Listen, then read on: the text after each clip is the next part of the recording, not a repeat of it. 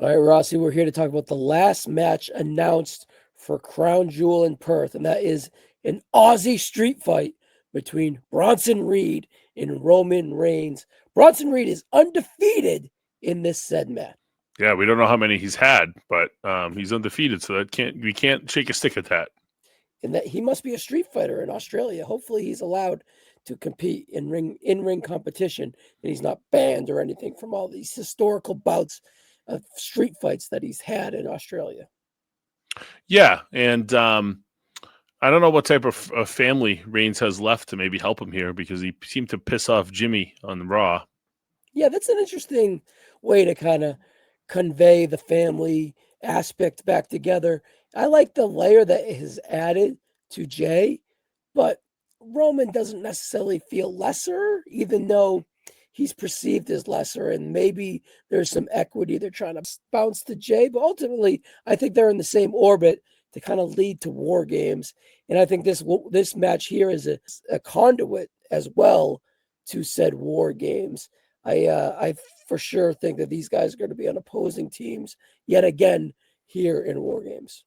What I don't like about it though is how they did this thing when he tells Jimmy, Jay got to my level, so don't stand in his way. And then they have Jay lose later on that night. I don't like how they do that. They're pinning these guys on Raw a little bit too much. Well, there's this like through line where it's the Vision versus LA Knight in some aspect versus Jey Uso in some aspect. LA Knight versus Jey Uso. It's just a lot. It's like a guy like LA Knight pinning Jey Uso should have like big ramifications, but it won't. I really don't think it will. I know it's leading to individual matches. I think in the late fall, early winter, heading into like at the end of the 2025 season, right? So I guess there's some stability to these pins, but it's a lot of the same. Right. I guess at the end of the day, people won't really care. Yeah. Do you think that coming out of the Clash in Paris, that Roman Reigns and Bronson Reed warrant a rematch? I thought that it was perhaps leading to like a tag match, but we're getting a straight one-on-one match between the two, even add the stipulation.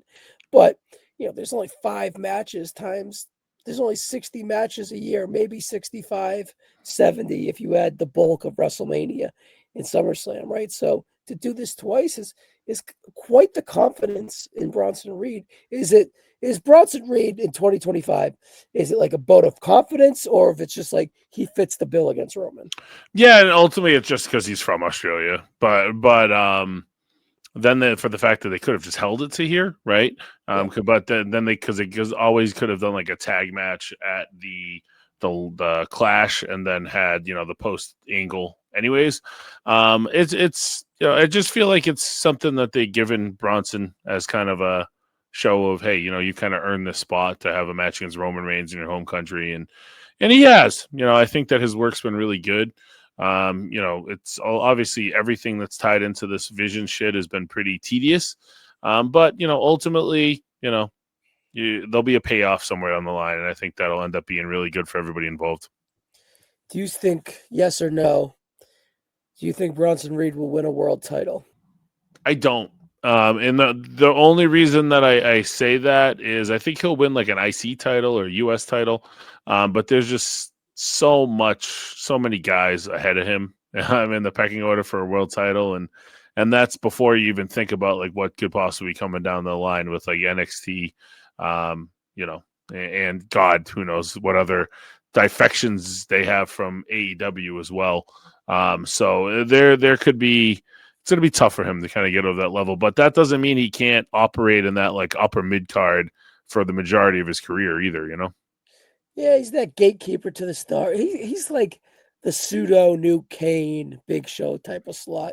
Even though they got their world titles, they were never really the focus. Maybe Reed will get like a Big Show level world title, a Kane level world title, maybe a world heavyweight title, right? On like a Mark Henry 3-month scale as a like golden watch type of thing down the line. But I don't see it in the immediate future. But he is definitely a key cog in Triple H's booking. Triple H obviously likes him, and I think he's effective in his role currently. Hey man, he beat Okada in Japan. So Jonah Rock did. yeah, it's still at the end of the day, he's somebody that a lot of places have always seen a lot in. And the Not fact Vince. that and he got AEW didn't either, unless he always kind of knew he was going to end up back in WWE when he got canned the first time. But yeah, Vince. And what's interesting is he kind of seems like a Vince guy when you watch him too. You know. Yeah. Well, it's funny when he got released to kind of go down that road. Shawn Michaels did call him or text him. He said, saying, show them what they're missing out on, and I'm sure you'll be back. And he was back, right? So It wasn't even that long, right? 9 months, maybe a Yeah. year, if that. It is crazy though, because he came to the main event and he was outed pretty much instantly. So Yeah, now he's in his home country in a massive show against Roman Reigns. Yeah. All right. So I think they're both on War Games. Let's just kind of see where we're at since we're a pay-per-view away with a Saturday nights in between. So I think we go division on one side, all three members, add Brock. Are they adding Drew? Or we sticking to 4? I think you add Drew. I mean, I'm going to stick to my original plan. I can't divert away from it because it was the Vision, Brock, and Drew against Cody, Roman, Punk, Orton, Cena. And Cena. Yeah, exactly. So the babyface, by example, have a lot more, people to choose from. You can add LA and the Usos are possibilities as well, right? So because you got Cena and Brock, so to me they're kind of the catalysts, right? Yeah. But then the Vision's also its own catalyst, and then you can have Cody and Drew and Orton as the third level, and then they all just come together. But they also are layered because Cody's facing Rollins now. Yeah. I could see that match ending in like a big brawl. You got Punk that's obviously intertwined, kind of still taking shots at Roman, so they can have kind of the strange bedfellows team. And then, from there, it all kind of goes together. We'll see. I think there's a lot. I think the heel side for absolutes. I'm excited to see Brock in the War Games. I think that would be electric. And I think obviously incorporating him around Paul again is strategic, of course. So, all right, I have a thing for you before we get to winners. Do we need to get more creative on how we dismiss Roman Reigns from TV? Like, it feels like he's getting an injury angle to go have his scheduled 4 or 5 months off regularly. It's always an injury angle. It's just, why can't we just, hey, see you down the road type of thing? Do those injury angles, do they get old? I don't know. I think they're kind of boring, even though I like the Paris angle in a vacuum. I thought it was really good to great, but the idea of him in an injury angle is just, again, been there, done that. Right. I think this one made sense because, it was kind of a quick way to get the heat back on Bronson after he, took the L. But at the same time, Reigns, it had to be impactful for him to then come back to this. And if that's if War Games where they're headed, they kind of had to do it. But Reigns is kind of also the guy that can just, leave and not come back for a month. That's kind of been his gimmick for a while now anyways. So I just feel like they did it to kind of have that impact for, what's happening the next month and a half.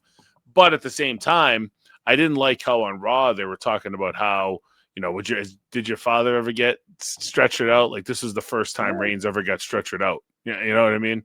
It's happened to him before. So at that point, why are we? Yeah, why are they pretending that this has never happened? It just happened at the night after WrestleMania, right, exactly. Bronson, right, or Braun, excuse me. So, all right, Reigns should win, right? But I can see a lane where Reed would win. That would be telling for sure that they really like Reed, because obviously, if he was going to lose to anybody in this build to a War Games, you would have thought it would have been Breakker. Because obviously I think the babyface team will typically win War Games most of the time. So it's interesting that, in the home country, it's something Vince, if Vince was in charge, I would have said, oh, Reed's definitely losing at home. And even Triple H hasn't really been shying away from the home person losing. But it also feels like, is Reed going to be hurt by losing to Reigns again? No.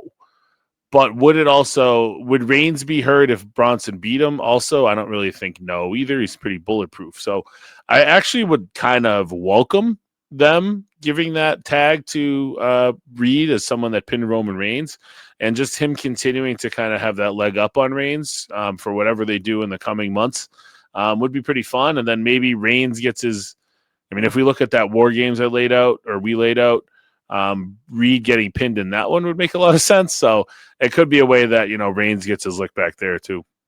Yeah, I just don't know if that, because there's equity in beating Roman Reigns. I just don't know if Reed is warranting it. We started this with my question to you. Is he likely to win a world title? If he pins Roman Reigns, he should be a world champ eventually, right? Because it should mean something like Braun Breaker should pin Roman Reigns in the next calendar year, right? I don't know if Reed's kind of the gatekeeper to Braun Breaker in my eyes. So right. I think this match could end as simply as Reigns beats him again, and then Reed and Breaker try to attack him again, and then the Usos save him, or whoever. Maybe, because I don't think Punk's going to Australia. So at the end of the day, the Usos, based off what happened on Raw, should be the ones. And it's just the feud continues to go. Do you think Roman Reigns likes working with Bronson Reed? I think he's cool with it. I think if he wasn't, he wouldn't be doing it. True. Yeah. So interesting. He's probably a safe guy. I don't think anybody lands the tsunami pretty safe. He definitely. Reigns might be more comfortable working Reed than he would be Breaker. That's a very good point as well, too. So, all right, we're at the end. I'm sticking with Reigns. I think Reigns wins. I think Reigns is going to win too, but I wouldn't be shocked. Like, it wouldn't floor me like it might have at the Clash in Paris. All right, when we're doing the post show for Crown Jewel, I think you're most likely going to join me, and maybe even Richie too. Saturday night, mind you guys. Are we talking about War Games? Are they going to beat us over the head with it? Or are they going to kind of close this chapter and reopen the next chapter? What do you think? I think that we're going to definitely get teases to it, but maybe not as much here as, maybe something happens when Reigns saves Cody after a post-match beatdown there, which I think Rollins is going to win.